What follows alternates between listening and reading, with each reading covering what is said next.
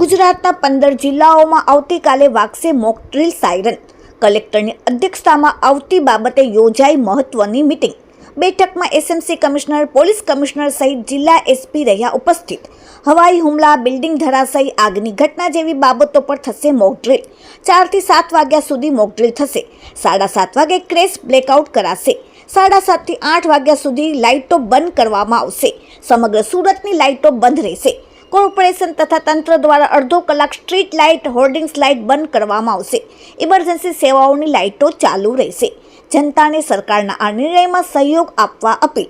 આ મોક ડ્રીલમાં તમામ લોકોને સહયોગ આપવા વિનંતી, પોલીસ કમિશનરે કહ્યું. કોર્પોરેશનમાં 51 જેટલા સાયરન વગાડવામાં આવશે. સુરતની અલગ અલગ સરકારી કચેરીઓ, સંસ્થાઓ પર સાયરન વગાડવામાં આવશે. ઇલેક્ટ્રિસિટી દ્વારા પાવર સપ્લાય ચાલુ રહેશે. સ્વૈચ્છિક લાઇટ બંધ રાખવા માટે સરકાર દ્વારા અપીલ કરવામાં આવી. Bureau report, daily India TV, Surat. સૌને નમસ્કાર. આપણે સૌ જાણીએ છીએ કે પહેલગામ હુમલા પછી જે દેશમાં જે પરિસ્થિતિનું નિર્માણ થયું છે, આમાં કોઈ પણ સંભવિત ખતરાથી નિપટવા માટેનું નાગરિકોનું યોગદાન જે છે એક ઇમ્પોર્ટન્ટ સ્ટેપ રહે છે.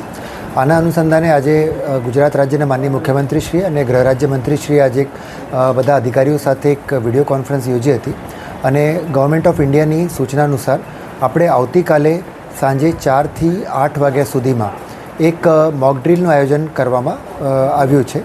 એ મોક ડ્રીલ એક લોકોની પ્રિપેર્ડનેસ માટે, કદાચ કોઈક સિચ્યુએશન ઉપસ્થિત થાય અને એમાં લોકોની શું પ્રિપેર્ડનેસ છે અને પ્રિપેર્ડનેસ કરવા માટે આપણે આયોજન કરવાના છીએ.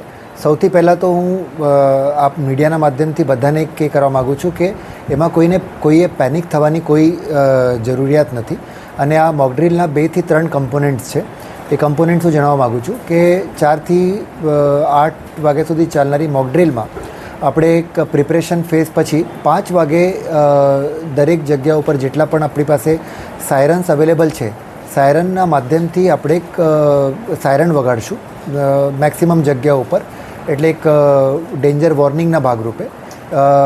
ઇટ ઇઝ જસ્ટ સાયરન એ કરવાના છે અને એની જે 5 વાગે આપણે એક સાયરન કરશું. એના પછી મોક ડ્રીલ આપણે 5 થી 6 જગ્યા ઉપર જે સુરત સિટી અને રૂરલમાં 5 થી 6 જગ્યા અમે જે નક્કી કરવાના છીએ એ જગ્યા ઉપર આપણે મોક ડ્રીલ કરશું અને એમાં અલગ અલગ સિચ્યુએશન, ધારો કે કોઈ હવાઈ હુમલો થયો હોય કે કોઈ જગ્યા ઉપર મકાન ક્ષતિગ્રસ્ત થયું હોય, હાઈરાઇઝ બિલ્ડિંગમાં આગ લાગી હોય તો ત્યાં રેસ્ક્યુ આપણે કેવી રીતે કરીએ, હોસ્પિટલ્સની અવેલેબિલિટી માટે, ઇવેક્યુએશનની સિચ્યુએશનનું છે, અલગ અલગ સિચ્યુએશન લઈને અમે મોક ડ્રીલ કરવાના છીએ. એમાં રેસ્ક્યુ, સર્ચ એન્ડ રેસ્ક્યુથી લઈને ઇવેક્યુએશન સુધીની બધી જ કામગીરી જે છે એ મોક ડ્રીલના માધ્યમથી કરવામાં આવશે. અને એનું જે મુખ્ય ધ્યેય છે એ ફક્ત ને ફક્ત આપણી પ્રિપેર્ડનેસ, કોઈક સિચ્યુએશન ઊભી થાય તો આપણી પ્રિપેર્ડનેસ કેવી છે અને લોકોનું આપણી પાસેથી જે આપણે લોકો પાસેથી શું સહકાર અપેક્ષિત રાખીએ છીએ એના બાબતનું જ છે. તો એટલે 5 વાગ્યાથી લઈને 6:30-7 વાગ્યા સુધી એ મોક ડ્રીલ આપણે કન્ડક્ટ કરવાના છીએ. પછી 7:30 વાગે બધાને અમે અપીલ કરીએ છીએ કે બ્લેકઆઉટ જે છે આપણે એ કરવાના છીએ. બ્લેકઆઉટમાં હું ક્લિયર કરી દઉં, ફક્ત ને ફક્ત લાઇટ્સ છે, લાઇટ્સ આપણે બંધ રાખવાના છીએ. કોઈ પણ પ્રકારની એસી હોય કે બીજા ઇમરજન્સીના ઇલેક્ટ્રિક ઇક્વિપમેન્ટ્સ કે બધા હોય એમાં કોઈ અસર પડશે નહીં. જે ઇમરજન્સી સર્વિસીસ છે એ પણ યથાવત રહેશે. ફક્ત ને ફક્ત નાગરિકોથી અપીલ છે કે લોકો પોતાના ઘરમાં, કમર્શિયલ એસ્ટેબ્લિશમેન્ટ્સમાં જે છે લાઇટ્સ બંધ રાખશે. કોર્પોરેશન અને રૂરલ વિસ્તારમાં પણ જે કોર્પોરેશન એરિયામાં કોર્પોરેશન અને બીજા એરિયામાં નગરપાલિકા અને ગ્રામ પંચાયત તરફથી પણ જો સ્ટ્રીટ લાઇટ્સ હોય એ બંધ રાખવામાં આવશે. આપણા જે સિગ્નલ્સ છે, સિગ્નલ્સ બંધ રહેશે અને અડધો કલાકની એક્સરસાઇઝ પછી લાઇટ બંધ 8 વાગે રાબેતા મુજબ જે છે એક બધું સ્ટાર્ટ થઈ જશે. એટલે ફક્ત ને ફક્ત પ્રિપેર્ડનેસ અને આપણી પાસે જે સ્ટોક ટેકિંગ એક્સરસાઇઝ તરીકે આ આપણે મોક ડ્રીલ આવતીકાલે કરવામાં આવી રહી છે અને એને ઓપરેશન અભ્યાસ એ આપણે નામ આપી રહ્યા છીએ. ની સૂચના મુજબ અને ગુજરાત રાજ્યના માનનીય મુખ્યમંત્રીશ્રી અને ગૃહ રાજ્યમંત્રીશ્રી દ્વારા આપેલ સૂચના મુજબ કાલે સમગ્ર સુરત શહેરમાં 5 વાગ્યા એકસાથે ઘણી બધી જગ્યાઓ ઉપર સાયરન વગાડવામાં આવશે. હું બધા સુરત શહેરના લોકોને અપીલ કરું છું કે આ જ્યારે 5 વાગ્યા સાયરન વગાડવામાં આવે એમને અલર્ટના સાઇન તરીકે ગણવાનું છે, પણ આ મોક ડ્રિલનું પાર્ટ છે. ઓપરેશન અભ્યાસ કરીને કાલે મોક ડ્રિલ યોજવામાં આવી રહી છે, એટલે 5 વાગ્યા જ્યારે સુરત શહેરમાં વિવિધ સ્થાનોમાં એકસાથે સાયરન વગાડવામાં આવે તો નાગરિકોને ગભરાવાની જરૂરત નથી. આ મોક ડ્રિલનું પાર્ટ હશે. 5 થી 6:30 સુધી સુરત શહેરના જુદા જુદા વિસ્તારોમાં કોમ્પ્રિહેન્સિવ મોક ડ્રિલ યોજવામાં આવશે, જેમાં આગ લાગવાનું, rescue, relief, hospital preparedness, police preparedness, fire preparedness અને સેફ સ્થળ ઉપર ખસાડવા માટેની મોક ડ્રિલ કરવામાં આવશે. જે જગ્યાઓ સિલેક્ટ કરવામાં આવશે ત્યાંના લોકોને હું અપીલ કરું છું કે ફરીથી ગભરાવાની જરૂરત નથી. આ ફક્ત મોક ડ્રિલનું પાર્ટ હશે.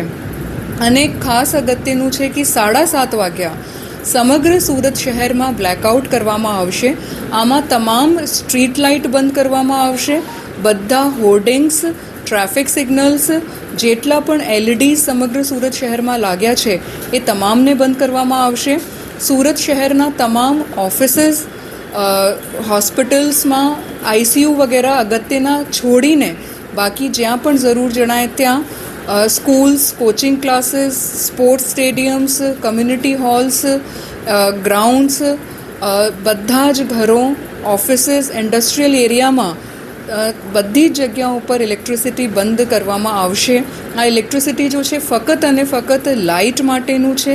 બલ્બ્સ, ટ્યુબલાઇટ્સ આ બંધ રાખવામાં આવશે. હું આપના થકી સુરત શહેરના લોકોને અપીલ કરું છું કે 7:30થી લઈને 8 વાગ્યા સુધી વોલન્ટરીલી સ્વયંભૂ બધા જ ઓફિસીસ, ઘર, ઇન્ડસ્ટ્રીયલ એરિયાઝ, જે પણ પ્રિમાઇસીસ છે ત્યાં અડધો કલાક માટે લાઇટ, બલ્બ્સ, ટ્યુબલાઇટ્સ એ બંધ રાખે. એમના માટે પોલીસ વિભાગ, કલેક્ટરશ્રી, તમામ વિભાગો સાથે આજે જોઈન્ટ મિટિંગ્સ થઈ છે અને ખૂબ જ કોમ્પ્રિહેન્સિવલી ઓપરેશન અભ્યાસ કરવામાં આવી રહ્યું છે. લોકો આમાં પેનિક ના થાય અને પ્રિપેર્ડનેસના ભાગરૂપે તંત્રને સાથ સહકાર આપે એવી હું બધાને અપીલ પણ કરું છું.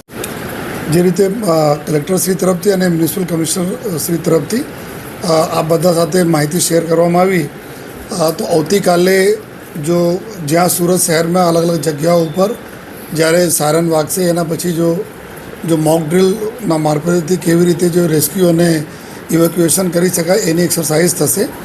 અને પછી જો સાંજે 7:30 થી 8 તક જો બ્લેકઆઉટ છે, ફરીથી અમે રિપીટ કરીએ છીએ કે ફક્ત જો બલ્બ અને ટ્યુબ લાઇટ માટે છે, ના કે કોઈ લિફ્ટ બંધ કરી દે યા પૂરા પાવર જો બિલ્ડિંગને બંધ કરી દે એવી જરૂરત નથી. લેકિન અંધાર પટ રહે, આ બધાને ખબર છે ક્યારે પણ એર રેડ્સ વગેરે થાય છે, તો આપણા ટાર્ગેટને હાઇડ કરવા માટે આ બહુ જ જરૂરી છે. તો બધા સે વિનંતી છે કે લોકો જો એ સ્વયંભૂ બંધ રાખે. પોલીસ જો બી ગાડીઓ રહેશે તમામ એવા વિસ્તારોમાં પોલીસના ટીમ અને પોલીસના ગાડીઓ હાજર રહેશે. જો એ લોકોથી એક જ અમે અપીલ કરીએ છીએ કે એના કોઈ પણ પ્રકારના કોઈ ગેરસમજમાં નહીં લે, કોઈ મિસઅન્ડરસ્ટેન્ડિંગ નહીં હોય, કોઈ અફવા ફેલાવે એના પર ધ્યાન નહીં રાખે. અને ફક્ત એક ડ્રિલ તરીકે જો કરવામાં આવી રહ્યા છે, જેના લીધે 7:30 થી 8 ખાસ કરીને જ્યારે બધા લાઇટો બંધ રહેશે ત્યારે સ્ટ્રીટ લાઇટ વગેરે જો બી બંધ રહેશે. કન્સર્ન ડિપાર્ટમેન્ટ જે વિસ્તારમાં જો લાઇટ ચાહે ડીજીવીસીએલના છે, કોર્પોરેશનના અથવા ટોરેન્ટના, એના અધિકારીઓ અને એના સ્ટાફ જે તે જગ્યા હાજર રહેવાના છે.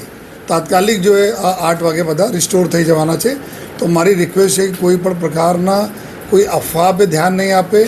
આ જો ભારત સરકારશ્રી અને ગુજરાત સરકારશ્રી તરફના આવતીકાલે જો પૂરે દેશમાં ડ્રિલ છે એના ભાગરૂપે અહીંયા ડ્રિલ થવાની છે. તો બધા લોકો સહકાર આપે એવી બધા લોકોથી અમે વિનંતી કરીએ છીએ. અને જો ફર્ધર કોઈ જે રીતે જો ક્યાં ડ્રિલ થવાની છે, કઈ રીતે થવાની છે, આપને આવતીકાલે જો શેર કરી દેવામાં આવશે જગ્યા.